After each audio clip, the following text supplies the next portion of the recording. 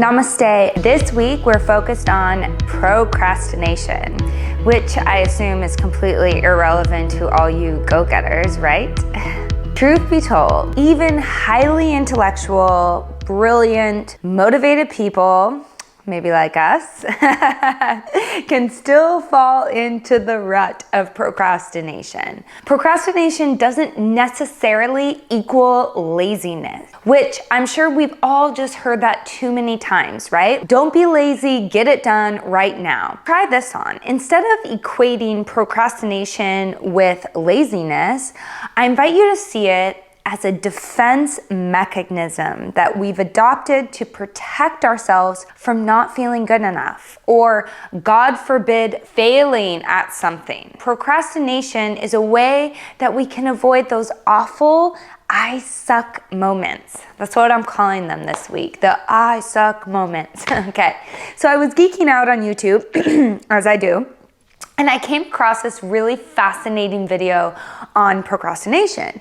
And this guy, Nick Vogue, he was drawing the correlation between procrastination and self-worth. I was intrigued to perhaps shine procrastination in a new light, that it become normal for us to catch ourselves in a moment of procrastination when we're not doing something or putting it off. And what do? Is we beat ourselves up about it. You're lazy, you should do better, you should try harder. When does that method ever really help us? When this dude laid out that there was a connection between self-worth and procrastination, something inside of me immediately recognized it as truth, and at least true for me, and that's what's most important. And because of that, I feel inspired to share it with you. So he tells a story, which, as we know, any great teacher knows to start with the stories. He tells the story of this guy in college, and he has to write a paper.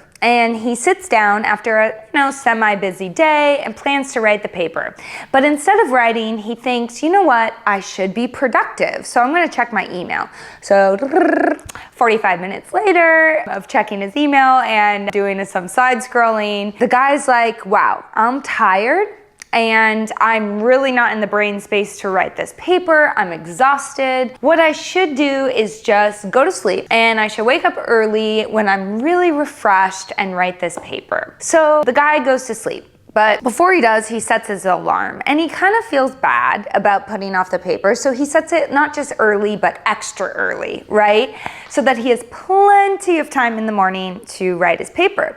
But then the alarm goes off, and it's so early. And the guy remembers, whoa, I set it extra early, so I have plenty of time. And I'm so exhausted. Isn't the whole point of me writing this paper to be refreshed? Okay, snooze it is. Well, he presses snooze maybe one too many times, and he wakes up only 1 hour before class. And he's really refreshed, right? But he's like, 1 hour? That's really not enough time for me to make any progress on this paper.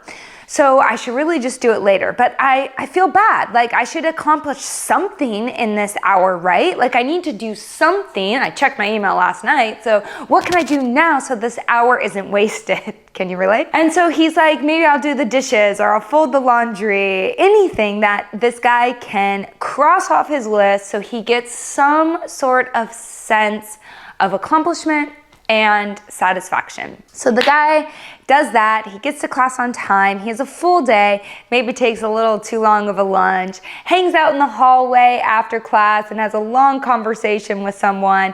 And what happens? He finds himself in the same spot he did before at the same time, that it's late, he's tired, and oh crap, I have to write this paper and I haven't done anything. And we've all been there, those of us with procrastinistic tendencies. What do we feel in that moment? We feel stressed and we feel bad, like, ugh, I should have known better. I should have done better. Why did I do this again? The beating ourselves up, right? What we would do, what this guy does, is we set all that aside and we press through the wee hours of the night, doing what needs to be done to get the paper done, because the objective becomes this now, okay? So this is the point. So if you tuned out tune back in. The guy decides he just needs to get it done because the humiliation of not finishing it is way worse than the humiliation of not writing the best paper. Wow. Can you relate to that? That hit me so hard.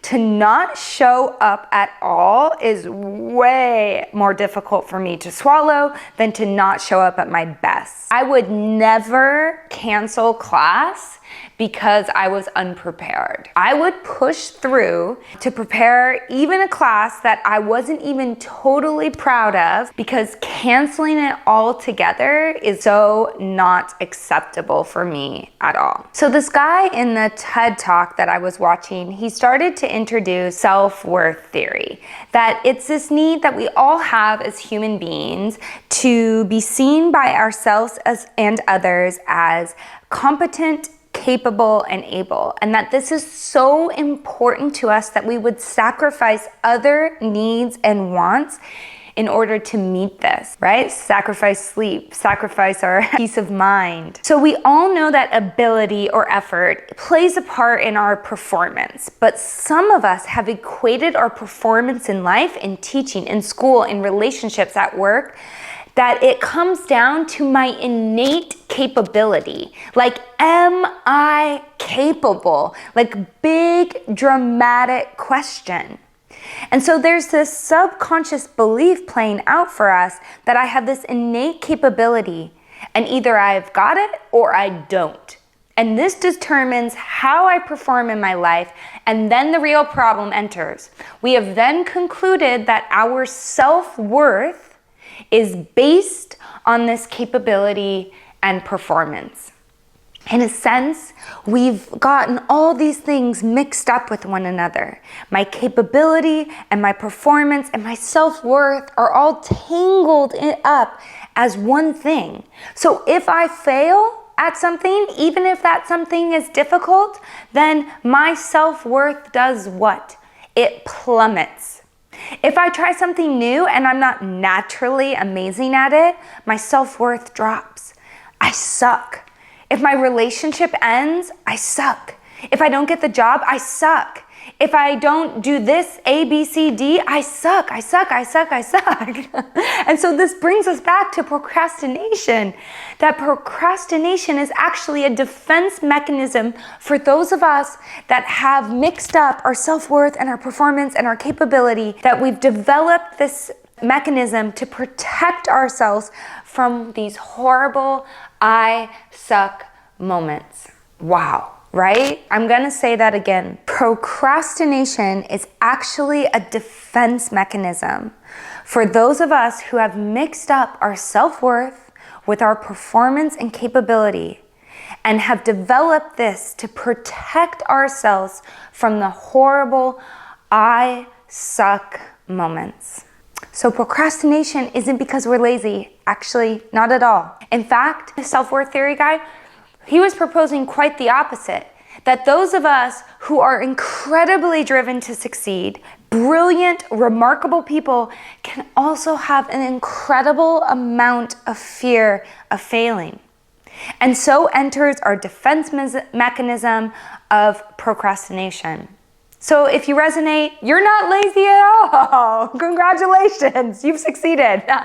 You see, we can even put off things that we love and that we enjoy and that we're interested in and that we actually want to do. We put it off because what if we pour our hearts into it and in the end, it's not good enough? Our self-worth is so interwoven with our performance that, I'm procrastinating because I'm afraid of that I suck moment. I'm procrastinating to avoid the possibility of failure because my very sense of self is determined by how I perform. But then the moment comes when things click into place because the fear of completely failing, like not writing the paper at all, well, that becomes way greater than the fear of, well, maybe writing a semi-good paper. And so suddenly, what do? We find it within us to power through. And here's what's really remarkable about this defense mechanism or protective strategy of procrastination, that it actually has a built-in excuse, okay? And the excuse is, well, I only had a little bit of time. So if we get that paper back that we procrastinated on and we get a C, well, it's really not related to my self-worth because, I was short on time. That's why I got the C. And here's the real kicker. Ready? Let's say we get the paper back and we've gotten an A. Well, aren't I amazing? I didn't spend any time on it and I am so brilliant. I got an A. It's phenomenal, right? Like what the ego will do to protect itself. Anyway, just imagine a hallway outside of a classroom of a high school or a college the minutes before class and the big test. What is everyone talking about? How much they prepared, right? But what is the common denominator? Like, what's the energy going around? Excuses. I only had a few hours. I was sick, my computer died, my boyfriend or girlfriend and I were doing blah, blah, blah, blah, blah. All of these excuses to preserve their self-worth, to avoid or minimize the impact of the I suck moment. And so instead of looking at procrastination as a negative trait that we have to break or power through or cut off or overcome or beat ourselves up about, can we take a closer, more caring, compassionate look at the part of ourselves that our self-worth is determined by how we perform on a given task on a given day? Can we pause and have compassion for all the times we have let our self-worth be determined by our ability to achieve? I look at my son, and yes, we celebrate when he crawls, when he stood up, when he said mama or papa for the first time. Achievement and capability, that's a natural part of life and it's something to celebrate. But whether he walks today or in 6 months, or he falls down 1,000 times in that process, it doesn't mean he's any less worthy in my eyes. Or here's the real point, he's no more or less human. For those of us with procrastinating tendencies, I invite you this week to interrupt the automatic connection we've made between performance and self-worth. And instead of beating ourselves up more, which just reinforces the low self-worth that is already present in the moment, instead, companion instead of abandon. Let that be your mantra. Companion instead of abandon. Be your best friend when the I suck moment comes, or the fear of failure, that moment comes to the surface. You see, in the moment of failure, if our performance isn't what we had hoped it would be, and we have that I suck moment, instead of beating yourself up, stay with yourself, companion yourself. Because if you beat yourself up, you're only reinforcing the low self-worth and the connection that you already have strengthened between self-worth, performance, and ability. Companion instead of abandon yourself through procrastination, through your fears of failing, through the I suck moments, and soon you may start to feel a new blossoming of self-worth within you. A worth that doesn't change or go up and down depending on performance. You can get off that roller coaster ride. And a worth that allows you and grants you permission to be human, which includes both succeeding and failing. It encompasses our natural talents and our shortcomings and everything in the middle. Companion instead of abandon. I hope that helps you in some way this week.